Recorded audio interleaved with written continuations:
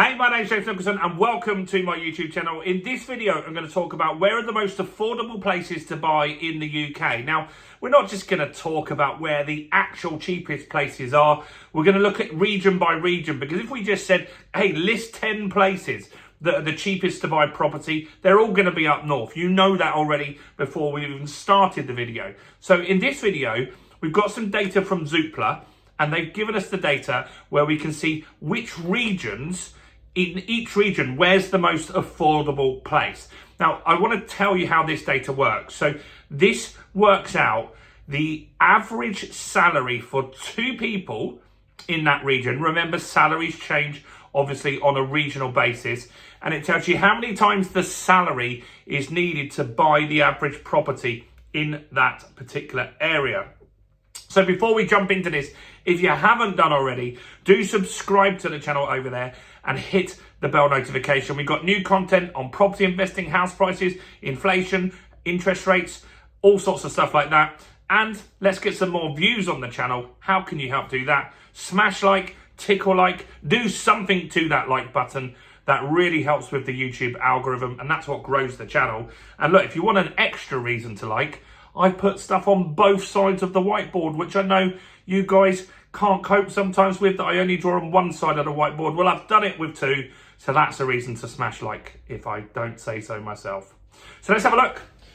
Let's have a look at what's going on. So if you're looking to invest or buy somewhere to live in the East Midlands, Gainsborough is somewhere that you should have a look at. Now, in Gainsborough, the average salary for a couple, combined people, is £70,500, and the average property is £170,000. That means you need 2.5 times your salary in order to get a property there. That's affordable. That isn't going to be hit by any kind of crash or anything like that, in my opinion, at today's interest rates. In fact, the rates are going to be going down at some point next year. Not the beginning, it's not looking like now, but they are going to go down, and it's going to get even more affordable. So Gainsborough is a great option. Could be a good option for a buy-to-let property as well. In the east of England, you've got Wisbech. Sorry if I said that wrong. Wisbech. And so the average salary for two people in Wisbech is £70,900. The average house there is £209,800. You need 3 times your salary in order to be able to buy a property in Wisbech. Still affordable. Every mortgage lender would lend you 3 times your salary on a residential mortgage, so that's all good. In the southeast, we've got Dover, right on the coast, the White Cliffs of Dover. So salaries for two people, the average there is £79,300. Quite a big jump. Nearly 10 grand jump. Obviously, you're in the south.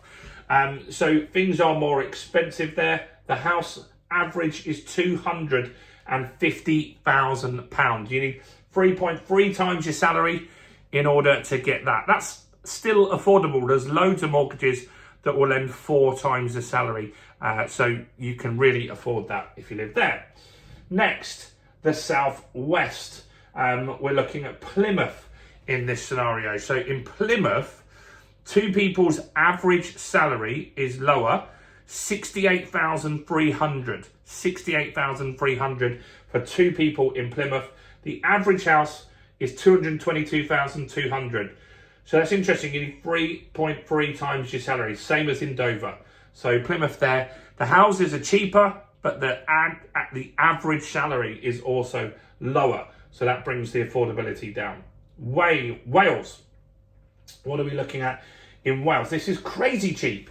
So there's a place called Ferndale, and the average salary for two people is £67,700 in Ferndale. The average house price is only £101,000. You only need 1.1 times your salary in order to buy a property. That is very, very, very affordable. Most people can afford that, and that's good. And those sorts of areas, you probably means that there's not a ton of people looking for property as well. So there's probably a lot of properties and that's why the house prices haven't been pushed up as they have in other areas. West Midlands. So if you're looking in the West Midlands, you're looking at Stoke-on-Trent, and the average salary in Stoke-on-Trent for 2 people is 62,100. Not too bad. So you need 2.2 times your salary to get a property which is 139,200. So 139,200. So again, you're not too stretched on these sorts of areas. London. Now, obviously, central London is crazy. You probably need 10,000 times your salary if you want to buy in Kensington or somewhere like that.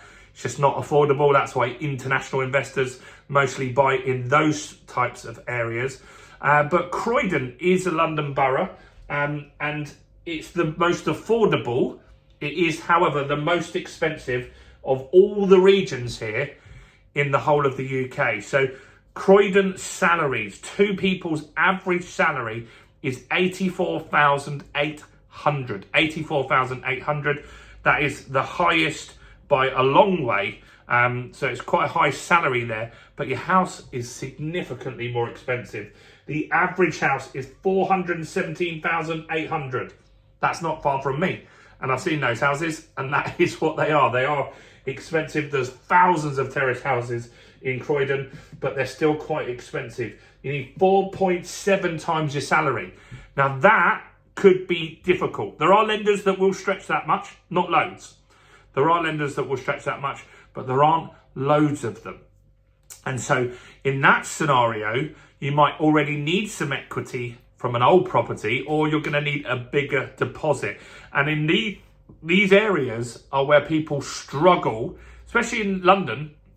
People struggle to get on the housing ladder because the size of the deposit is so big. If you need a 10% deposit, you're saving 40 grand plus stamp duty. You're going to have 50 grand on bill on that property. Obviously, you get discounts on first-time buyers and stuff like that. But if it's a second-time property, there's a lot of costs, right? It is easily going to cost you 50 grand with legals and mortgage broker fees and all that kind of stuff, right? And so that's why it's tough in those areas. So let's have a look at where else have we got? So in the northwest, you've got Wokington. Never heard of Wokington, but it's somewhere you should look. And so in Wokington, the average salaries are 76,900. So not bad salaries, right? Not too bad salaries. You need 1.6 times your salary to be able to afford the average house, which is 123,700. Scotland, you've got Cumnock, and Cumnock, the salaries are, the average salary is 75,800. 75,800 for 2 people. That's good because the average house is only 80,300. You need 1.1 times your salary. It's the most affordable place in the whole of the UK. So it's interesting to see this data.